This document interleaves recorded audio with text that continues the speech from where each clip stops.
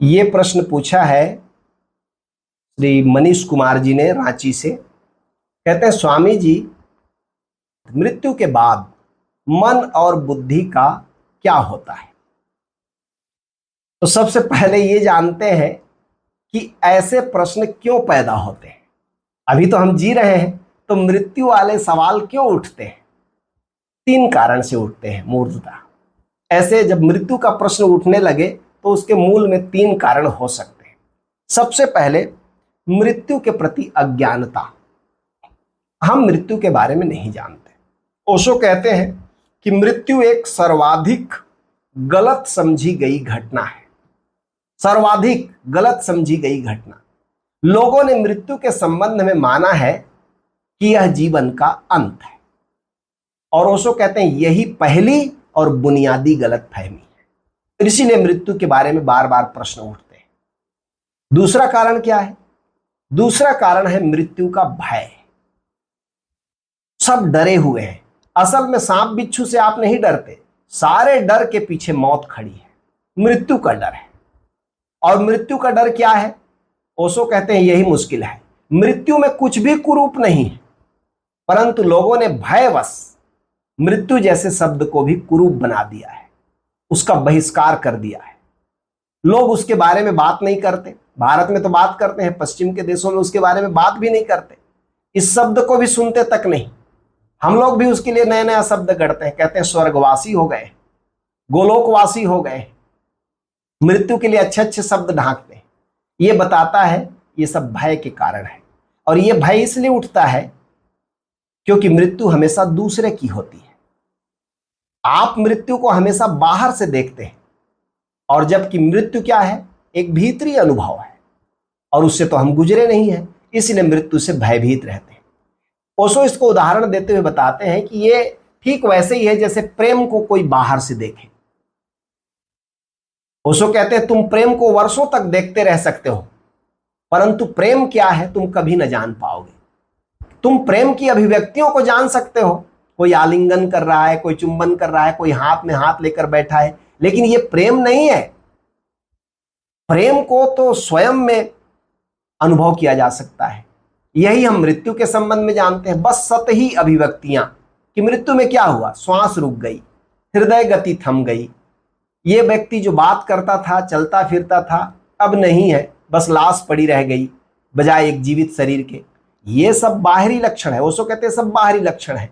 मृत्यु आत्मा का एक शरीर से दूसरे शरीर में हस्तांतरण है। ध्यान से सुनिए इस सेंटेंस को। ओशो का कहते हैं मृत्यु क्या है? आत्मा का एक शरीर से दूसरे शरीर में हस्तांतरण है। या फिर कुछ संदर्भों में जब कोई व्यक्ति पूर्ण जागृत हो गया है, तब एक शरीर से पूरे ब्रह्मांड के शरीर में पहुंच जाना है।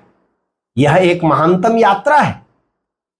लेकिन ओशो कहते हैं तुम इसे बाहर से नहीं जान सकते। बाहर से तो केवल लक्षण ही मिलते हैं, और इन लक्षणों ने लोगों को भयभीत कर दिया है। जिन लोगों ने भी मृत्यु को भीतर से जाना, उनका मृत्यु से सब भय छूट जाता है, लेकिन स्वयं उससे गुजर कर। इसलिए कबीर साहब कहते हैं जिस मरने से जग डरे मेरो मन आनंद। ये मृत्यु से गुजरे हुए व्यक्ति के वाक्य हैं। जिस मरने से जग डरे मेरो मन आनंद, कब मरी हूं कब भेटी हूं पूर्ण परमानंद। मैं तो जानता हूं मृत्यु के बाद क्या होगा, और इसलिए मेरे मन में डर नहीं है, आनंद है। मैं तो इंतजार करता हूं कि कब ये शरीर का छोटा सा पिंजड़ा छूटेगा और मैं विराट से मिलूंगा। तीसरा कारण होता है मृत्यु के संबंध में सवाल उठाने का, वो है मृत्यु के बारे में सुनी सुनाई बातें, अफवाहें। अब तक जो आपने सुना है वो सब बाहर से सुनी सुनाई बात है, अफवाहें हैं। क्या क्या अफवाह है मृत्यु के बारे में? हम क्या जानते हैं मृत्यु के बारे में? जो दूसरे से सुनी हुई है, जैसे कि मृत्यु के बाद सब कुछ समाप्त हो जाता है, मृत्यु पीड़ादायी है, मृत्यु असमय हो गई, मृत्यु दुखद घटना है, मृत्यु का शोक मनाना चाहिए, मृत आत्मा को दुख होता होगा। ये सब सुनी सुनाई बातें कि कष्टप्रद है मृत्यु, मृत आत्मा से अब मिलना संभव नहीं, दोबारा नहीं, वो जाने वाले जाने कहाँ चले जाते हैं, कभी दोबारा मुलाकात नहीं होगी। हाँ, और फिर हम सोचते हैं नहीं, मृत्यु को टाला जा सकता था, बचाने के लिए पर्याप्त प्रयास नहीं किया गया। यदि आप माइकल न्यूटन की किताब जर्नी ऑफ सोल सुनेंगे, पढ़ेंगे, आत्माओं की यात्रा, जो हमारे वसुधारा के गैलेरिया में मौजूद है, या आत्माओं की यात्रा शीर्षक से हिंदी में, उसको पढ़ेंगे तो वो आप पढ़ते पढ़ते समझ जाएंगे कि मृत्यु एक झूठ है। मृत्यु में ये सब जो आपने सेंटेंस अभी सुने मेरे मुंह से, ये सब सुनी सुनाई बातें हैं, तथ्य मूलक नहीं है, कथाएं हैं, फिक्शंस हैं। असल में मृत्यु क्या है? अभी तो मृत्यु पर खूब रिसर्च हो रहा है, विज्ञान भी, हिप्नोसिस भी इस पर रिसर्च कर रहा है। तो चलिए हम लोग संतों से जानते हैं कि मृत्यु क्या है। सबसे पहले ये बड़ा आपके सवाल को हल करेगा कि मृत्यु के बाद मन और बुद्धि का क्या होता है। सबसे पहले जानते हैं मृत्यु क्या है। ओशो कहते हैं सारे धर्मों की खोज यही है। इस एक बिंदु पर ही सारे धर्मों का अंतस्थल टिका हुआ है कि क्या शरीर की मृत्यु मनुष्य की मृत्यु है? क्या मर जाने के बाद सभी कुछ मर जाता है या कुछ शेष रहता है? और ये इतना केंद्रीय सवाल है कि इसी पर सब कुछ निर्भर है। जीवन के सारे मूल्य, जीवन का सारा अर्थ, प्रयोजन, अभिप्राय, जीवन की सारी गरिमा, गीत, गौरव, सब कुछ इस एक बात पर निर्भर है कि क्या शरीर के साथ सब कुछ समाप्त हो जाता है। अगर शरीर के साथ सब कुछ समाप्त हो जाता है तो फिर नीति में कोई अर्थ नहीं है, धर्म में भी कोई अर्थ नहीं है, क्योंकि एक दिन सब, न अच्छाई है फिर कुछ, न बुराई है फिर कुछ, क्योंकि अच्छे भी मिट्टी में मिल जाएंगे, बुरे भी मिट्टी में मिल जाएंगे। अच्छे आदमी की भी मिट्टी में और बुरे आदमी की मिट्टी में कोई गुणात्मक फर्क तो होगा नहीं। एक चोर और एक साधु के मरे हुए शरीर में कोई भी तो भेद नहीं है। और अगर चोर भी वहीं पहुंच जाता है और साधु भी वहीं पहुंच जाता है मिट्टी में, और दोनों समान हो जाते हैं, तो दोनों के जीवन में भेद था वह काल्पनिक था, क्योंकि मृत्यु ने प्रकट कर दिया कि सब भेद काल्पनिक थे। तुम अच्छे थे कि बुरे, दो कौड़ी की बात है। ओशो कहते हैं अगर मृत्यु के साथ सब कुछ समाप्त हो जाता है तो इस जगत में कोई नैतिक, कोई धार्मिक, किसी मूल्य का, किसी वैल्यू का कोई अर्थ नहीं है। सारी साधुता की धारणा एक बात पर टिकी है कि शरीर के साथ सब समाप्त नहीं होता, और जीवन का अर्थ इसी बात पर निर्भर है कि शरीर जब गिरता है तो कुछ बिना गिरा भी शेष रह जाता है। शरीर जब मिटता है मिट्टी में तो सभी कुछ मिट्टी में नहीं गिरता, कुछ मेरे भीतर, कुछ ज्योति कोई किसी और यात्रा पर निकल जाती है। मैं बचता हूं किसी अर्थ में। अगर मैं बचता हूं तो ही मेरे जीवन का भेद बचता है। अगर मैं ही नहीं बचता तो फिर क्या भेद है? फिर तो शायद जिन्हें हम बुरा कहते हैं वही लोग ज्यादा समझदार हैं, जिन्हें हम भला कहते हैं वो नासमझ हैं, बेचारे दुख उठा रहे हैं। ओशो कहते हैं नहीं, अगर आत्मा अगर बचती है शरीर के बाद तो ही मंदिर और मस्जिद और गुरुद्वारा और कुरान और बाइबल और वेद कुछ अर्थ रखते हैं। महावीर, बुद्ध, कृष्ण, क्राइस्ट, मोहम्मद में कुछ भेद है, कुछ राज है उनके पास। वे किसी महान जीवन की कुंजी को खोज रहे हैं। लेकिन अगर शरीर के साथ सब समाप्त हो जाए तो कैसी कुंजी, किसकी खोज? तब जीवन एक व्यर्थ दौड़ धूप है। इसलिए मृत्यु को जानना जरूरी है। फिर मृत्यु क्या है? अमृत वर्षा के परिचय में गुरुदेव मृत्यु की परिभाषा करते हैं। हमारे समर्थ गुरुदेव कहते हैं कि मृत्यु कोई घटना नहीं, जीवन की सतत प्रक्रिया है। मृत्यु जीवन की समाप्ति नहीं है, पूर्णाहुति है। मृत्यु जीवन का अंत नहीं है, उत्कर्ष है। मृत्यु दुख या संताप नहीं है, परम आनंद है। और मृत्यु जीवन की कोई समस्या नहीं, सब समस्याओं का समाधान है। मृत्यु जीवन की चुनौती नहीं है, गुरुदेव कहते हैं सहज समाधि है। लेकिन हम मृत्यु को लेकर के बड़े डरे हुए लोग हैं। सारे संत घोषणा करते हैं, गुरुदेव हमारे आनंद गीता में लिखते हैं कि कुछ भी न यहां पर मिटता है, बस रूप बदलता जाता है। फिर नया जन्म, फिर नई देह, बनता न और रिश्ता नाता है। यहां कुछ भी नहीं मिटता, बस रूप परिवर्तन होता है। आज आप इस शरीर में हैं, कल एक नया शरीर होगा, फिर नया जन्म, फिर नई देह, फिर नए रिश्ते नाते। कहते हैं गुरुदेव, भूलो मत भूल भुलैया में, चढ़ जा सदगुरु की नैया में। ये बाहर के भूल भुलैया में मत उलझो, सदगुरु से उसका भेद जानो। सदगुरु की नैया में चढ़कर सदगुरु के शरण जाकर उस भेद को जानो कि इन सारे भूल भुलैया के बीच, सारे यात्रा के बीच तुम कौन हो। परम गुरु ओशो अपने एक अंग्रेजी प्रवचनमाला द आर्ट ऑफ डाइंग, मरने की कला में कहते हैं मृत्यु के संबंध में कि प्रत्येक वस्तु अपने मौलिक स्रोत पर लौट जाती है। प्रत्येक वस्तु अपने मौलिक स्रोत पर लौट आती है। उसे अपने मौलिक स्रोत पर लौट कर आना ही होता है। यदि तुम जीवन को समझते हो तो तुम मृत्यु को भी समझ सकते हो। जीवन अपने मौलिक स्रोत का विस्मरण है। हम भूल गए हैं उस स्रोत से जहां से हम आते हैं। जो जीवन है उसको हम भूल गए हैं। हमने देह के साथ तादात्म्य कर लिया और उसको कहते हैं मृत्यु उसका फिर से स्मरण है। मृत्यु हमें फिर से याद दिला देती है कि हमारा असली स्रोत कहां है। जीवन अपने मौलिक स्रोत से दूर चले जाना है। हम शरीर को पकड़ लेते हैं तो हम बहुत दूर चले गए स्रोत से। मृत्यु अपने घर लौट आना है। इसलिए मृत्यु कुरूप नहीं है। ओशो कहते हैं मृत्यु सुंदर है। द आर्ट ऑफ एक्टेसी एक अंग्रेजी प्रवचन माला है ओशो का। उसमें कहते हैं ओशो कि मृत्यु एक द्वार है, एक दरवाजा है। यदि तुम इस द्वार से गुजरोगे तो तुम नए जीवन में पहुंच जाओगे, गहरे, शाश्वत, मृत्यु रहित, मृत्युहीन। तो इस तथाकथित जीवन में जो कि और कुछ नहीं, ग्रेजुअली मरना है, ओशो कहते हैं तुम्हें मृत्यु के द्वार से गुजरना होगा। तभी तुम वो जीवन उपलब्ध कर पाते हो जो वास्तव में अस्तित्वगत है और सक्रिय भी है और जिसमें कोई मृत्यु नहीं है। ये एक मृत्यु एक दरवाजा है। ये जो हम मृत्यु कहते हैं, जिसकी हम चर्चा करते हैं, एक दरवाजा है उस परम जीवन के लिए, उस महाजीवन के लिए। श्रीमद् भगवद गीता में भगवान कृष्ण भी मृत्यु के बारे में कहते हैं, जातस्य ही ध्रुवो मृत्युर ध्रुवम जन्म मृतस्य च। जन्मने वाले की मृत्यु निश्चित है और मरने वाले का जन्म निश्चित है। ये दूसरा सेंटेंस पढ़िए कि जन्मने जातस्य ही ध्रुवोर मृत्यु ध्रुवम जन्म मृतस्य च। जन्मने वाले की मृत्यु निश्चित है। हम जन्मे हैं, मरेंगे निश्चित। लेकिन फिर दूसरा सेंटेंस कहते हैं मृत्यु ध्रुवर जन्म मृतस्य च, मरने वाले का जन्म निश्चित है। इसलिए जो अटल है, अपरिहार्य है, तस्माद अपरिहार्य अर्थे न तुम सोचिन तुम महर्षि।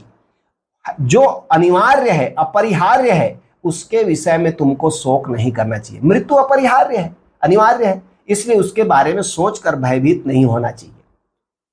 असल में ये सारा मृत्यु जो है ये जगाने का एक उपाय है। अब आपका प्रश्न मृत्यु की परिभाषा के पृष्ठभूमि में, अब आपका प्रश्न है कि मन और बुद्धि का क्या होता है। तो थोड़ा सा इसको भी जान लेते हैं कि मन और बुद्धि क्या है। मन क्या है, बुद्धि क्या है। इसको ओशो एक जगह समझाते हैं कि दो प्रकार की भीड़ है। एक भीड़ बाजार की भीड़ है, जैसे मार्केट में बहुत से लोग हैं। मन कुछ कुछ इस तरह का है, अनार्की, बहुत सारे विचार इधर से उधर एक दूसरे को क्रॉस करते हुए। और बुद्धि क्या है, बुद्धि भी एक तरह की भीड़ है, लेकिन वो ऐसी भीड़ नहीं जैसे बाजार की भीड़। जैसे सैनिक एक पंक्तिबद्ध खड़े हों, एक अनुशासन में, एक कमांड में सबके पैर उठते हों, एक कमांड में सबके पैर चलते हों, ऐसी भीड़ है। यानी बुद्धि एक विचारणा की शक्ति है। जीवन ऊर्जा जब एक दिशा में फोकस करती है, विचारणा करती है, तो वो बुद्धि कहलाती है। ओशो कहते हैं मन जो है वो ड्रीमिंग फैकल्टी है, स्वप्नवत है। मन सिर्फ सपने देख सकता है, कल्पना कर सकता है, स्मृतियां कर सकता है। मन सोच नहीं सकता। मन के पास विचार की शक्ति नहीं है। विचार की शक्ति किसके पास है? बुद्धि के पास है।